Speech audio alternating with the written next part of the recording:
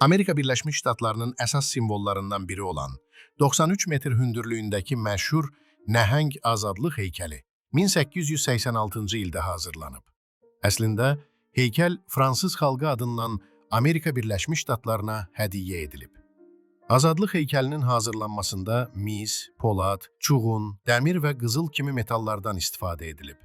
Heykəlin üzü mis təbəqə ilə örtülüdür. Bu səbəbdən heykəlin ilk görüntüsü parlaq mis rəngində olub. Azadlıq anlayışı kimi illər azadlıq heykəlini də dəyişib. Yavaş-yavaş rəngi dəyişən heykəl təxminən 20 il sonra 1906-cı ildə oksidləşmə səbəbi ilə tamamilə yaşıl rəngə çevrilib. O vaxt heykəlin rəngini yenidən əvvəlki rəngə qaytarmaq üçün qərar verilib və büdcədən pul ayrılıb. Lakin daha sonra heykəlin bu rəngi ilə daha gözəl göründüyü düşünülüb və olduğu kimi qalmasına qərar verilib. Azadlıq heykəli cəmi 3 dəfə restavrasiya edilib. İldə təxminən 3 milyon insan bu heykəli ziyarət edir.